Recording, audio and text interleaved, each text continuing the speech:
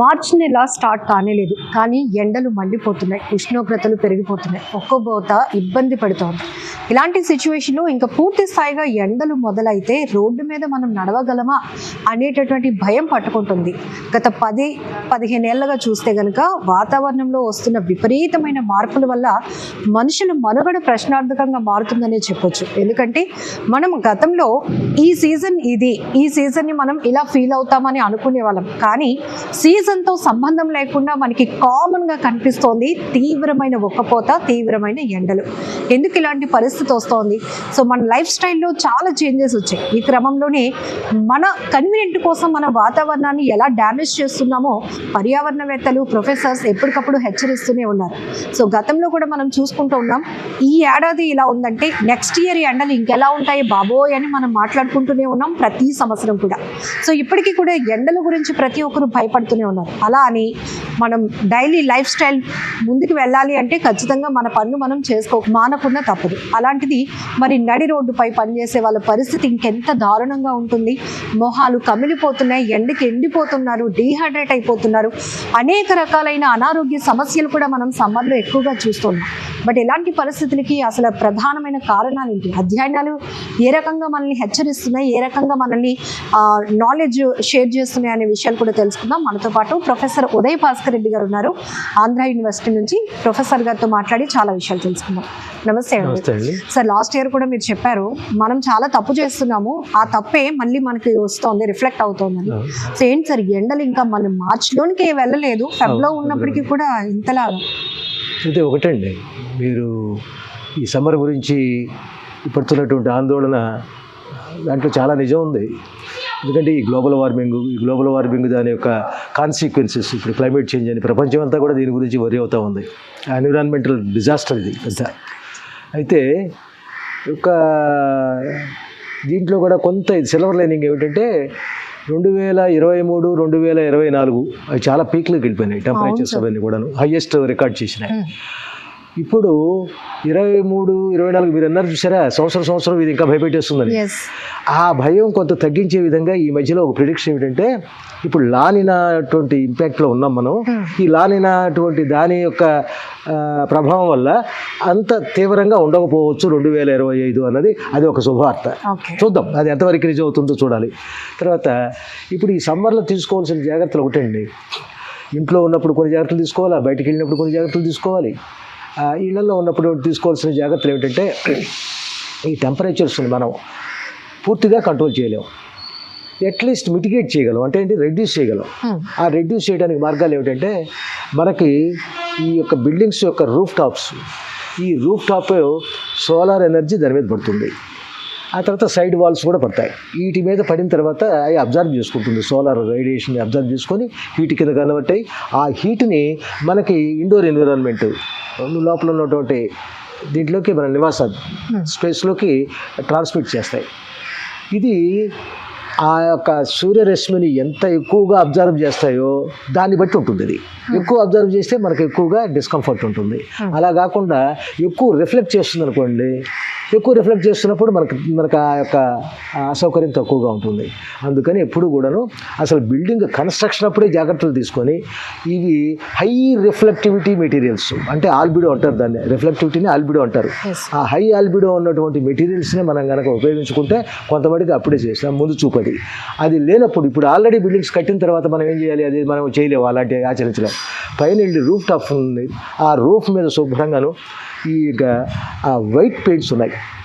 ఇప్పుడు cool paints, roof cool paints అని చెప్పేసి అవి చక్కగా అవి కనుక వేసుకున్నట్లయితే దాదాపుగా మీకు ఈ ఆల్బిడో ఎలా ఉంటుందో తెలుసా అండి, 0 నుంచి 1 మధ్యలో ఉంటాయి దాని యొక్క స్కేలు. ఇది దాదాపుగా 0.9 దాకా వెళ్ళిపోతుంది, ఏది ఈ కూల్ పెయింట్ వల్ల. అందువల్ల టోటల్గా అది రిఫ్లెక్ట్ చేస్తుంది. కాబట్టి మనం సమ్మర్లో దాని యొక్క ప్రభావం మన మీద ఉండదు. అది ఒకటి. ఇది కానప్పుడు ఇంకోటి ఏం చేయాలంటే, పీవీసీ వైట్ షీట్స్ ఉంటాయి, అయ్యేనా కానీ రూఫ్ అంతా పరుచుకోవాలా. ఇది కూడా కాదనుకోండి, పైన హైడ్రోఫోనిక్స్ అని చెప్పేసి ఈ మధ్య కొత్తగా మన వాళ్ళు ఇంట్రడ్యూస్ చేసి బాగానే ప్రాచుర్యంలోకి వచ్చింది. హైడ్రోఫోనిక్స్ అంటే ఏం లేదు, సాయిల్ అక్కర్లేదు, శుభ్రంగా వాటర్లో మీరు మొక్కలన్నీ పండించుకోవచ్చు, కూరగాయలు గిరగాయలు అని చక్కగానే ఇది వస్తుంది. అది ఎప్పుడైతే మీరు ఆ యొక్క రూఫ్ అంతా కూడా కవర్ చేసి దీంతో ఇది చేస్తున్నారో ఆ రూఫ్ వేడెక్కకుండా మనకి లోపల అది ఒకటి. ఇది కూడా కాదనుకుంటే ఇంకొకటి డబుల్ బెనిఫిట్ ఉన్నటువంటిది ఇంకొకటి ఏంటంటే మీ రూఫ్ని సోలార్ రూఫ్ తోటి కప్పి చేయండి. అంటే కప్పేయడం అంటే ఇన్ సెన్స్ కవర్ చేసేయండి. ఆ సోలార్ రూఫ్స్ ఏమిటి, ఈ మధ్యకాలంలో మన సెంట్రల్ గవర్నమెంట్ కూడా చక్కగా సబ్సిడీస్ తోటి మంచిగా దాన్ని ఎంకరేజ్ చేస్తుంది. ఆ సోలార్ రూఫ్స్కి వెళ్ళామనుకోండి, మనం సూర్యరశ్మిని దాని యొక్క నెగిటివ్ సైడ్ మనం చూసేప్పుడు దాన్ని పాజిటివ్గా దాన్ని అడ్వాంటేజ్ తీసుకుందాం. ఈ ప్యానల్స్ శుభ్రంగా ఆ సోలార్ దీన్ని తీసుకొని ఎనర్జీ కింద కన్వర్ట్ చేసి మన ఇంటి మొత్తానికి కరెంట్ ఇస్తుంది. మన కరెంట్ బిల్లు తగ్గిపోతాయి, ఎలక్ట్రిసిటీ బిల్లు తగ్గిపోతాయి. తర్వాత రూఫ్ ఆ ఎండ నుంచి ప్రొటెక్ట్ చేయబడుతుంది, దానికి రూఫ్ని తాకదు కనుక ఆ రూఫ్ నుంచి కిందకి ట్రాన్స్మిట్ కాదు వేడి. ఈ విధంగా మనం సమ్మర్ యొక్క తాపాన్ని సూర్యతాపాన్ని మనం ఎలా తగ్గించుకోవడానికి ఈ మెజర్స్. ఇంకొకటి ఏమిటంటే ఒకటండి వెంటిలేషన్, ప్రాపర్ వెంటిలేషన్ ఒకటి ఉండాలి. ఆ వెంటిలేషన్కి మనం జనరల్గా దీని గురించి పెద్ద బోధరగా మనం తలుపులన్నీ వేసి పడేస్తాం, విండోలన్నీ వేసేస్తాం. తలుపులు విండోలు వేసేటప్పుడు మీకు క్రాస్ వెంటిలేషన్ ఎక్కడ ఉంది? క్రాస్ వెంటిలేషన్ ఉండదు. ఉండనందువల్ల ఆ పైన ఈ మెజర్స్ తీసుకోలేదు అనుకోండి, ఆ పైనుంచి అలాగా హీట్ అంతా కిందకి ట్రాన్స్మిట్ చేస్తుంటుంది. ఈ లోపల ఫ్యాన్లు వేస్తాం. ఈ ఫ్యాన్ ఏం చేస్తుందంటే ఆ పైన స్లాబ్ నుంచి, ఆ రూఫ్ స్లాబ్ నుంచి తీసుకున్నటువంటి ఆ హీట్ని లోపల మన అందరి మీదకి అలా దాని బారిని పడతాం. అందుకని చెప్పేసి క్రాస్ వెంటిలేషన్ ఉండాలి. శుభ్రంగా కిటికీలన్నీ తీసి ఉంచాలి. లేదు సన్ రేస్ పడుతున్నాయి అనుకోండి, కట్టన్ వేసుకోండి, కిటికీలు బట్టి తీసి ఉండాలి. ఆ విధంగా ఉన్నప్పుడైతే కాస్త క్రాస్ వెంటిలేషన్ ఎప్పుడైతే కాస్త మూవ్ అవుతుందో ఇది అవుతుంది. ఆ తర్వాత ఇక ఇవి గ్రీన్ వాల్స్ అని చెప్పేసి ఈ మధ్య ఇది ఉన్న బిల్డింగ్స్ కానీ ఇప్పుడు పక్కన మన వాల్ ఉందనుకోండి, ఈ వాల్కి శుభ్రంగా మనం మొక్కలను అంటించుకుంటూ పోవచ్చు. అవి ఏంటంటే క్రేపర్స్ అనమాట. అవి అలాగా దానికి పాక్కుంటూ వెళ్ళిపోయి శుభ్రంగా అసలు మీకు చూస్తే అదంతా కూడాను మన కింద లాన్ ఎలా ఉంటుందో ఈ గోడ అంతా లాన్ లాగా అయిపోతుంది ఆ క్రేపర్స్ తోటి. ఇక అప్పుడు మీకు వచ్చినటువంటి ఎండ ఏమవుతుంది, ఇది ఈ మొక్కలే అబ్జర్వ్ చేసుకుంటాయి సూర్యరశ్మిని, మన గోడల మట్టికి ట్రాన్స్మిట్ చేయవు వేడిని. అది ఒక గ్రీన్ వాల్స్ కింద తయారు చేసుకుంటాము. అలాగనే రూఫ్ గార్డెన్స్కి వెళ్ళొచ్చు. తర్వాత విండో గార్డెన్స్, బాల్కనీ గార్డెన్స్ ఇలాంటివన్నీ కూడా హ్యాంగ్ చేసుకొని మనం ఇది చేసుకుంటే చాలా మటుకి మీకు ఈ ఉష్ణోగ్రతను కంట్రోల్ చేసుకోవచ్చు. సో మీరు చెప్పినట్టు ఇవన్నీ కూడా వాల్యుబుల్ సజెషన్ సార్. బట్ ఎప్పటికప్పుడు రీసెర్చ్లు జరుగుతున్నాయి. పర్యావరణంలో ఇంత మార్పులు మనం ఎందుకు చూస్తున్నాం, నెక్స్ట్ జనరేషన్ అసలు ఏమైపోతారు, ఈవెన్ ఒక పార్కులు కానీ ఇట్లాంటివి లేకపోతే మీరు చెప్పినట్టు ఇవన్నీ సెల్ఫ్ ప్రికాషన్స్, ఒక అపార్ట్మెంట్ కల్చర్ ఇట్లా ఉండేటప్పుడు. కానీ మనం ఆన్ రోడ్ వెళ్ళాలంటే మీరు చూడొచ్చు ఏదో కర్ఫ్యూలా కనపడతారు సార్ సమ్మర్ లో. అసలు జనాలు బయటకు రావాలంటే భయపడతా ఉంటారు. ఎందుకు ఇలాంటి సిచ్యువేషన్స్ వస్తున్నాయి? మీరు చెప్తున్న దాంట్లో చాలా నిజం ఉందండి. ఎందుకంటే ఇదంతా కూడా ఇదిగో ఈ గ్లోబల్ వార్మింగ్ మనం చాలా లైట్గా తీసుకుంటున్నాం. గ్లోబల్ వార్మింగ్ అంటే ఏముందిలే అని చెప్పేసి ఇప్పుడు ఇంకా జరగబోయేది ఇంకా టైం ఉందిలే, ఇంకా మనం ఎస్కేప్ అవుతాంలే, మనకు కాదులే అనేటువంటి ఒక ఈ భావం అనమాట. కానీ ఇప్పుడు మనకు కళ్ళ ముందర కనిపిస్తున్నాయి ఆ గ్లోబల్ వార్మింగ్ కాన్సిక్వెన్సెస్ అన్నీ మనం చూస్తున్నాం. చూడండి, తీవ్రమైన తుఫాన్ల యొక్క ఫ్రీక్వెన్సీ పెరిగింది. తర్వాత రెయిన్ఫాల్ ఏదో 2 సెంటీమీటర్లు 3 సెంటీమీటర్లు పడింది, లేదా 5 సెంటీమీటర్లు పడిందంటే పర్లేదు. 50 సెంటీమీటర్లు. తర్వాత మీరు చూశారు కదా దుబాయ్లో వరదలు ఏంటండి, డిజర్ట్ ఎడారిలో వరదలు, శుభ్రంగా వాళ్ళ కార్లు గిర్లను కొట్టుకుపోయినాయి, 2 ఫ్లోర్లను మునిగిపోయినాయి. అలాగని రాయలసీమలో వరదలు.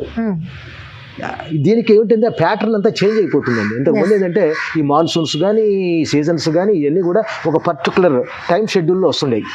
ఆ పలానా ప్రాంతం ఇదేమో ట్రాఫికల్, పలానాదేమో టెంపరేటివ్, పలానాదేమో ఇదేమో డెజర్ట్, ఇదేమో మాయిస్ట్ అని ఈ విధంగా మనం కేటగరైజ్ చేసుకున్నాం ఏరియా వైజ్. ఇప్పుడు అది పోతూ ఉంది. ఇప్పుడు మీకు డెజర్ట్స్ అన్నిటి కూడానేమో హై రైన్ఫాల్ వస్తున్నది. ఆ చిరపుంజి ఉంది చూసారా, ఆ చిరపుంజిలో అక్కడ వాళ్ళకి వాటర్ క్రైసిస్, హైయెస్ట్ రైన్ఫాల్ వచ్చేది చిరపుంజి. అట్లాగే ఇలాంటివన్నీ కూడాను ఇదిగో ఈ గ్లోబల్ వార్మింగ్ యొక్క దీని యొక్క కాన్సిక్వెన్సెస్ అనమాట.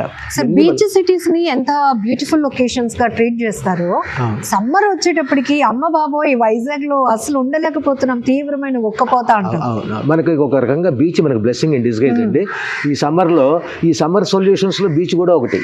ఎందుకంటే చక్కగా ఇంట్లో నుంచి బయటపడిపోయి పని లేనప్పుడు Yes, yes. శుభ్రంగా బీచ్లో సేద తీరొచ్చు. ఎందుకంటే అక్కడ హ్యూమిడిటీ లెవెల్ ఎక్కువ ఉంటుంది, వాటర్ అంతా కూడా ఎవాపరేట్ అవుతుంది, Yes. ఆ హ్యూమిడిటీ లెవెల్ ఉంటుంది కాబట్టి మనకు కొంచెం టెంపరేచర్ కంట్రోల్ అవుతుంది. Yes. తర్వాత సమ్మర్లో మీకు స్వెట్ ఎక్కువ వస్తుంది చూడండి. అది మన వైజాగ్ లో ఎక్కువగా ఉంటుంది. స్వెట్ కూడా ఎందుకు తెలుసా, అది మనకు సెల్ఫ్ డిఫెన్స్. మన బాడీ టెంపరేచర్ ఎప్పుడైతే ఇది అవుతుందో, ఈ బాడీ టెంపరేచర్ పెరిగినప్పుడు మనకు కమాండ్ ఇస్తుంది బాడీ, ఎస్ స్వెట్ వచ్చేసి మనకు శుభ్రంగా కూలింగ్ ఎఫెక్ట్ అనమాట. Yes. కూల్. అలాగా అది ఆ బీచ్ వల్ల అడ్వాంటేజ్. అయితే వీటన్నిటికి ఒకటేనండి, దీని చుట్టూ కూడా ఏం చేయాలంటే చక్కగా చెట్లు ఒకటి పెంచాలి, గ్రీనరీ పెంచుకోవాలి. ఈ మొక్కలు అనేది బాగా కంపల్సరీ చేయాలండి. 30% మీకు లివింగ్లో ఏదైనా కానీ, ఇప్పుడు 300 గజాల్లో ఒక ఇల్లు కట్టుకున్నారు అనుకోండి, 300 గజాల్లో 100 గజాల్లో కంపల్సరీగా గ్రీనరీ ఉండాలి, నువ్వు మొక్కలు పెంచాలా అనేది కనుక ఒక మ్యాండేట్ చేస్తే, ఇప్పుడు ఏమవుతుందో తెలుసా, ఒక చెట్టు ఉందనుకోండి, పెద్ద చెట్టు, ఒక మామూలుగా మీడియం చెట్టులో ఉందనుకోండి, అది మీకు దాదాపుగా 10 ఏసీలు పెట్టు, అది 10 ఎయిర్ కండిషన్స్ మీరు ఆన్ చేసినట్లు లెక్క. అంటే దాని చుట్టూ ఉన్నటువంటిది, అంటే మరి ఇక్కడ ఏదో నాకు చెట్టు ఉంది కాబట్టి ఇది మొత్తం చేస్తుందని అనక్కర్లేదు. మైక్రో క్లైమేట్ అంటే ఇప్పుడు మనం ఇంత అపార్ట్మెంట్ దగ్గర ఉన్నాం, ఇంటర్వ్యూ చేయడానికి చెట్టు నీడ వెతుక్కోవాలి. రైట్, అలాగా. అందువల్ల ఈ మైక్రో క్లైమేట్ అంటే ఆ చెట్టుకు దగ్గరలో ఉన్నాడు. అందుకని మన ఇంటి చుట్టూ కనుక మొక్కలు కనుక వేసుకోగలిగితే అది మీకు ఎలక్ట్రిసిటీ షాకింగ్ బిల్స్ మీ చేతికి ఇవ్వదు, కానీ మీకు చక్కగా కూల్ చేసి మంచి బ్రీజ్, మంచి చక్కగా మోర్ ఓవర్ ఆక్సిజన్.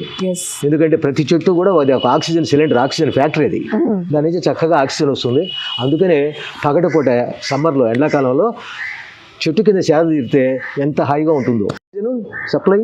ఇంకొక పక్క చెట్టు ఏం చేస్తుంది, ట్రాన్స్పిరేషన్. ఈ ట్రాన్స్పిరేషన్కి ఏం చేస్తుంది, కింద నుంచి భూమిలో నుంచి నీళ్ళు తీసుకుంటుంది. నీళ్ళు తీసుకొని అది ఇప్పుడు మనకి స్వెట్ తోటి మన బాడీని మనం ఎలా కూల్ చేసుకుంటుంది మన సిస్టమ్, చెట్టు కూడా ఆ సిస్టమ్ కూడా చూడండి ఎంత డెలికేట్గా ఉంటాయి. చిగురుటాకులు, ఆ పువ్వులు అవన్నీ కూడా మరి అవన్నీ ఏమవుతాయి, ఈ స్కార్చింగ్ సన్లైట్ శుభ్రంగా మాడి చనిపోతాయి. అలా కాకుండా ఉండటానికి దానికి ట్రాన్స్పిరేషన్ అనేటువంటి మెకానిజం ఉంది. ఈ వాటర్ తీసుకుంటుంది, ఆ వాటర్ని ఆ వేపర్ ద్వారా ఆ లీవ్స్ మీద ఉన్నటువంటి ఆ స్టొమాటో ఉంటాయి, లీవ్స్ పైన కానీ కింద కానీ, ఆ స్టొమాటోస్ నుంచి పత్ర రంధ్రాల నుంచి ఈ ఆవిరిని అలా పంపిస్తుంటుంది. అందుకనే చెట్టు మీద చాలా కూల్గా ఉంటుంది, చెట్టు మీద చూసే గాలి కూడా చల్లగా ఉంటుంది చెట్టు కింద కానీ ఇక్కడ. అందుకే చెట్టు కింద సేద తీరాలనేది అదే పగలపూట. సార్, మనం ఇందులో పాజిటివ్ నెగిటివ్ రెండు వెతుకుంటే కొంతమంది అనుకుంటారు ఇంత ప్లేస్ ఉంటే అందులో ఒక రూమ్ ఎక్స్టెన్షన్ చేస్తే మనకి పెద్ద రూమ్ అయిపోతుంది, మనం చెట్లకి ఎక్కడ ప్రయారిటీ ఇచ్చేది, ఏసీలు ఉన్నాయి అని చక్కగా సమ్మర్ గడిపేద్దామని. బట్ ఏసీలో ఎక్కువ టైం మనం ఉండటం వల్ల కూడా మన బాడీ పరంగా మనకి ఎలాంటి డిసడ్వాంటేజెస్ ఉన్నాయి? అసలు నేను అడిగితేనండి, ఏసీలకి లేకుండా కనుక మన లైవ్లీహుడ్స్ కనుక మనం మలుచుకోగలిగితే చాలా అదృష్టవంతులం అండి. మనం అంతా ఎలా ఉందంటే, మనం ఎక్కువ డబ్బులు ఖర్చు పెట్టిందల్లా మనకైతే చాలా ఆరోగ్యకరమైంది అది అనుకుంటాం, ఆనందం ఇస్తుందని కొంటాం, ఆనందంతో పాటు అది ఆరోగ్యాన్ని కూడా ఇవ్వాలి కదా. ఆరోగ్యానికి భంగంగా ఉన్నప్పుడు ఏం చేయాలి, దానికి ఒక దండం పెట్టాలి.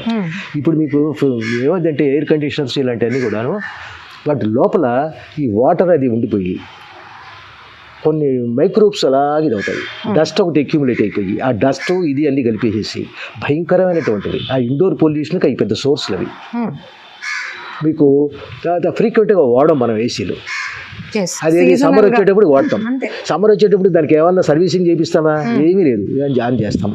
అంతకుముందు ఉన్నటువంటి దానికి ఉన్నటువంటి ఆ డెబ్రీ అంతా ఇది అంతా కూడా డస్ట్ గిస్ట్ అంతా ఉంటుంది, దాని మీద బోర్డుని బ్యాక్టీరియాలు గోల్డ్ని సర్వే అవుతూ ఉంటాయి.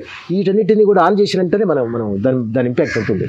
గతంలో అప్పుడు ఈ కేజీబీ రష్యన్, తర్వాతనేమో సిఐఏ ఇలాంటి ఏజెన్సీస్ ఉండేవి, ఇంటెలిజెన్స్ ఏజెన్సీస్, అమెరికా రష్యా వాళ్ళు. వీళ్ళు ఏం చేశారంటే ఒక సీక్రెట్ మీటింగ్ పెట్టుకోవడానికి ఒక ఐలాండ్కి వెళ్ళిపోయారు. ఆ ఐలాండ్లో మంచి గెస్ట్ హౌస్ ఉంది వాళ్ళది. కానీ ఆ గెస్ట్ హౌస్ ఇప్పుడు మనం ఇక్కడైతే ప్రతి సమ్మర్కి ఏసీ ఆన్ చేస్తాం, అక్కడ అట్లా కాదు, వాళ్ళు వెళ్ళినప్పుడు చేస్తారు. వాళ్ళు ఎప్పుడు 2 ఏళ్ళకి వెళ్ళొచ్చు, 3 ఏళ్ళకి వెళ్ళొచ్చు, అలాగా చాలా కాలం అది వాడలేదు అక్కడ లోపల హాల్లో, ఆ కాన్ఫరెన్స్ హాల్లో ఏసీలు వాళ్ళ. వీళ్ళు వెళ్ళారు, వెళ్ళిన తర్వాత కాన్ఫరెన్స్ అది జరిగింది, వాళ్ళు వచ్చారు. వచ్చిన తర్వాత ఒక్కొక్కడు చనిపోవడం మొదలెట్టారు. ఎందుకు చనిపోతున్నారు అంటే వాళ్ళకి లంగ్స్ ఇన్ఫెక్షన్. ఈ లంగ్స్ ఇన్ఫెక్షన్ సోర్స్ ఏమిటాయంటే ఏసీలు. చూసారా, అట్లాగా ఇక్కడ మనకి కూడాను ఈ ఏసీలు అంటే మనకి ఏదో ఒక లగ్జరీ లైఫ్ స్టైల్, మనకి సుఖవంతమైనటువంటి ఇదని చెప్పేసి అనుకుంటున్నాం, కానీ దాని వెనక బోల్డ్ అంత నెగిటివిటీ ఉన్నది. ఆ తర్వాత ఇప్పుడు ఈ ఏసీ బిల్లు తగ్గాలంటే ఇందాక చెప్పాను కదా, ఇందాక చెప్పిన అన్ని కనుక మీరు పాటించినట్టయితే ఆ వైట్ పెయింట్ రూఫ్ టాప్లో కనుక వేసుకోవాలి. తర్వాత క్రాస్ వెంటిలేషన్ ఒకటి బాగా మెయింటైన్ చేయాలండి. మనం ఏం చేస్తుంటాము, ఈ లైటింగ్ ఒకటి, వెలుతురు ఒకటి, గాలి ఒకటి రెండు రాకుండా శుభ్రంగా తలుపులు కిటికీలు అన్నీ వేసేసి మళ్ళీ దాని మీద పెద్ద మందమైనటువంటి ఒక కట్టన వేసేసి, అంటే ఇది అర్బన్ కల్చర్ లో మనం ఎక్కువ చూస్తాం, కట్టన వేసేసి బయటకు అప్పుడు దాన్ని ఏం చేస్తాం తెలుసా, లైట్ కావాలని చెప్పేసి ట్యూబ్ లైట్లు వేస్తాం. ఒకటి చాలటం లేదని 2-3 వేస్తాం. ఆ తర్వాత గాలి ఆడటం లేదని చెప్పేసి ఫ్యాన్ వేస్తాం. ఇది కూడా చాలేదని ఏసీ వేస్తాం. ఇవన్నీ కూడాను ఎందుకు చక్కగా నువ్వు క్రాస్ వెంటిలేషన్కి మీకు ఇంతకుముందు గతంలో అయితే అప్పుడున్నటువంటి ఆర్కిటెక్చర్ వాళ్ళకి ఏంటి తెలుసా, వాళ్ళకి విండోకి అగెనిస్ట్గా విండోది ఉండేది. వాళ్ళు ఏం చేసేవాళ్ళు, ఇది వాస్తు సిద్ధాంతం వాస్తు రీత్యా ఇలా ఉండాలనేవాళ్ళు. కానీ అది ఎందుకు, అది క్రాస్ వెంటిలేషన్ కోసం ఉండటం అత్యవసరం. మనం ఇప్పుడు కూడా మనం అది సైంటిఫిక్ రీజనే. అందువల్ల ఈ విధంగా ఉన్నప్పుడు ఏమిటంటే ఎయిర్ ఇట్లా ఎంటర్ అవుతుంది, అటు పోతుంది. ఇప్పుడు చూడండి, ఇప్పుడు ఇక్కడ కింద ఉన్నది, ఎంత సమ్మర్ అయినా ఇక్కడ ఏముండదు, ఎందుకంటే ఆ ఎయిర్ అలాగే వెళ్ళిపోతూ ఉంటుంది. కాబట్టి ఇక్కడెక్కడ ఇది మనల్ని బాదర్ చేయదు.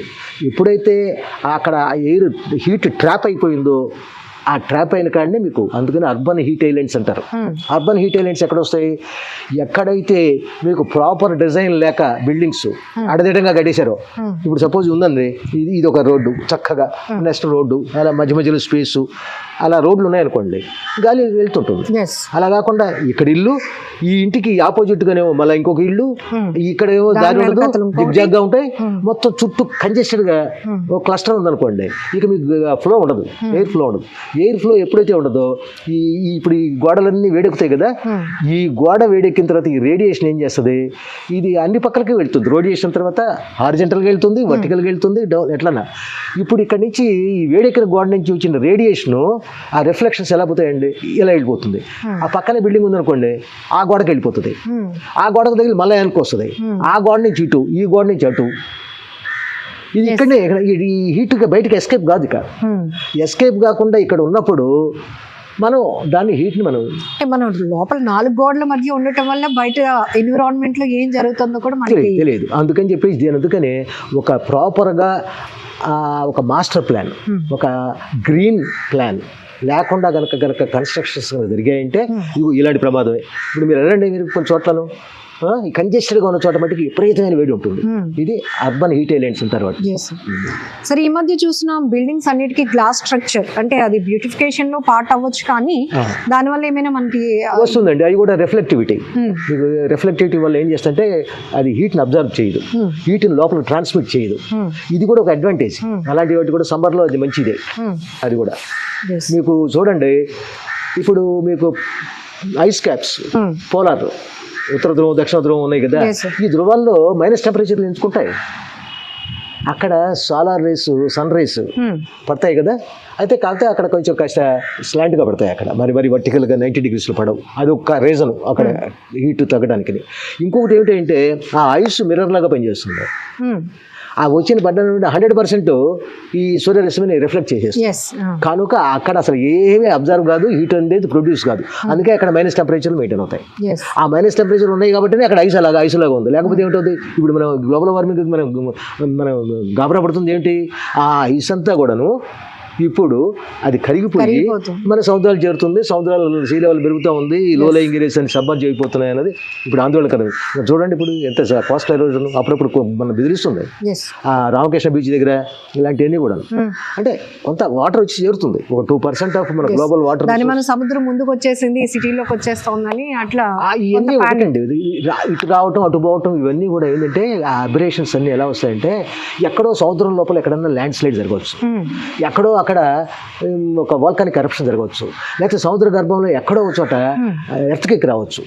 ఎర్త్క్వేక్ ఇక్కడ ల్యాండ్ మీదనే కాదు, అక్కడ మీకు సునామీ రావాలంటే ఒక కంపల్సరీగా ఎర్త్క్వేక్ రావాల్సిందే. ఎర్త్క్వేక్ వస్తేనే సునామీ వస్తుంది, లేకపోతే ల్యాండ్ స్లైడ్స్ వల్ల కూడా రావచ్చు. అది ఇప్పుడు మనకి గతంలో వచ్చింది కదా, అది సునామీ. మనకు ఫస్ట్ టైం మనం సునామీ బారిన పడ్డాం. దానివల్ల ఎర్త్క్వేక్ వల్లనే మనకు ఆ వేవ్ లాగా వస్తుంది. సపోజ్ మీరు ఇక్కడ ఒక బకెట్ నిండా నీళ్ళు పెట్టారనుకోండి, మీరు చాచి ఒక పక్కన ఇస్తారంటే దాన్ని అన్ని బయటకు వస్తాయి కదా, ఎటుపోతే నీళ్ళు బయటకే వస్తాయి, అన్ని పక్కలకు పోవు, అటుపోదు. నేను ఎటైతే తన్నారో దాని ఆపోజిట్ డైరెక్షన్ అయిపోతుంది. లేదు మీరు తన్నారు అనుకోండి, అటుపోతుంది. అట్లనే ఈ సునామీ అనేది కూడా, ఈ టైడ్ అక్కడ ఎర్త్కేక్ వచ్చిన తర్వాత ఎటు పోవాలన్నది అక్కడ ఫోర్స్ ఎటు వచ్చిందన్న దాన్ని బట్టి ఇది Depend అయి ఉంటుంది. డిపెండ్ అయి ఉంటుంది. ఇది మనకి ఇటు వచ్చిందంటే అటు నుంచి ఇటు ఫోర్స్ అంతా కూడా రిలీజ్ అయింది అనమాట. ఆ ఎర్త్కేక్లో కొంత ఎనర్జీ రిలీజ్ అయింది. అది రిలీజ్ అయింది కాబట్టి ఆ వాటర్ ఇటు వచ్చింది, లేకపోతే ఇంకో చోటకి వెళ్ళిపోతుంది. అట్లాగే ఏకంగా మనం కొన్ని సమ్మర్ సీజన్స్ లో చూస్తాం డెత్ రేట్ కూడా పెరుగుతుంది. ఎందుకంటే చిన్న పిల్లలు, పెద్దవాళ్ళు బాగా అంటే డీహైడ్రేషన్ మన బాడీలో దాదాపుగా 60% ఆఫ్ వాటరేనండి. మన బాడీలో 60% వాటరే. అలాంటిది 1% వాటర్ కనుక తగ్గిపోయింది అనుకో మన బాడీలో, వెంటనే మనకు సిగ్నల్స్ వచ్చేస్తాయి. పెదాలు ఎండిపోతాయి, నాలుగు పిడిచి కట్టుకుపోతుంది, దాహం అన్నటువంటి సిగ్నల్స్. అసలు దీనికి మంత్రి సత్యనారాయణ లాంటి వాడో లేకపోతే ఇంకొకడో ఎవడో చెప్పక్కర్లే మంచిది తాగమని. మనకి ఆటో సెన్సర్స్ ఉన్నాయి. మనకున్న ఆటో సెన్సర్ మనల్ని గుర్తు చేస్తుంది, నీకు వాటర్ కావాలి, తాగు అని తాగుతాం. అలాగనే ఒక 10%, అదే 1% కాకుండా 10% వాటర్ లేకనో అందుబాటులో లేకనో తాగలేకపోయాం అనుకోండి, 10% కనుక డీహైడ్రేషన్ వచ్చిందంటే అది ఇక అలారం బెల్స్ మోగిస్తుంది. చాలా ప్రమాదం అనమాట. ఇక అది డీహైడ్రేషన్ పూర్తిగా. మళ్ళీ దాన్ని పోయి తీసుకెళ్ళి సెలైన్లు కట్టించడం, చాలా గదరగోళం చేయాల్సిన పరిస్థితి వస్తుంది. అందుకని ఈ సమ్మర్లో జరగబోయేటువంటి, అందుకనే సమ్మర్లోకి వెళ్ళేటప్పుడు మీకు అంబ్రెల్లాస్ ఉన్నాయి చూసారా, అంబ్రెల్లాస్ బ్లాక్ ఇవ్వద్దు, ఇదొకటి valid. White umbrella, white cloth కనుక అయితే చక్కగా దాన్ని అది రిఫ్లెక్ట్ చేస్తుంది. దానికి మనం చెప్పింది ఆల్బిడో, దానికి ఎక్కువ ఆల్బిడో ఉంటుంది కాబట్టి ఎక్కువ రిఫ్లెక్ట్ చేస్తుంది కాబట్టి మీకు చాలా కంఫర్ట్ ఉంటుంది. బ్లాక్ అయితే అబ్జర్వింగ్ ఎక్కువ ఉంటుంది కాబట్టి ఆ హీట్ మళ్ళీ. కానీ ఇది మీరు వింటర్లో వాడాలి మళ్ళీ బ్లాక్, ఎందుకు వెచ్చగా ఉండటానికి, చలి లేకుండా. తర్వాత మీ డ్రెస్సులు కూడా ఎలా ఉండాలంటే వైట్గానే ఉండాలి. వైట్ డ్రెస్సే వేయండి సమ్మర్లో. తర్వాత ఇంకొకటి ఏమిటంటే వీటిల్లో కూడా కాటన్ డ్రెస్సులు వేసారనుకోండి, అది కాటన్, ఆ ఫైబర్ ఏం చేస్తుందంటే ఆ కాటన్ది చక్కగా స్వెట్ని అబ్జర్వ్ చేస్తుంది. తర్వాత పోరస్గా ఉంటుంది కాబట్టి కాస్త లోపలికి వెంటిలేషన్ అనమాట, ఎయిర్ని అలౌ చేస్తుంది. ఆ ఎయిర్ని అలౌ చేసి ఆ స్వెట్ ఎయిర్ కాబట్టి ఈ రెండు బాడీ దాని అంతటా దాన్ని తయారు చేసుకున్నటువంటి డిఫెన్స్ మెకానిజం అనమాట అగెనిస్ట్ సమ్మర్ హీట్, ఈ చెమట అనేది. అందువల్ల ఇన్ని ప్రికాషన్స్ అవి తీసుకోవాలా చక్కగా. మంచినీళ్ళు గట్రా, వాటర్ బాటిల్స్. ఈ రోజుల్లో ఫ్యాషన్ అయిపోయింది, మనుషులు కూడా చాలా బద్ధకస్తులు అయిపోయారు. మనం సివిలైజ్డ్ అవుతున్నాము, మోడర్నైజ్ అవుతున్నాము అంటే దాని అర్థం బద్ధకస్తులు గమ్మని కాదు. పోయేటప్పుడు బయటకు వెళ్తున్నప్పుడు ప్రయాణప్పుడు ఒక వాటర్ బాటిల్ ఎందుకు పట్టుకెళ్ళకూడదు ఇంటి నుంచి? ఆడపోయి బయట పోయి ప్లాస్టిక్ డబ్బా ఎందుకు కొనుక్కోవాలి? నిజానికి ప్లాస్టిక్ బాటిల్లో ఉన్న వాటర్ కంటే మున్సిపాలిటీ వాళ్ళు సప్లై చేసే వాటరే చాలా బెలు.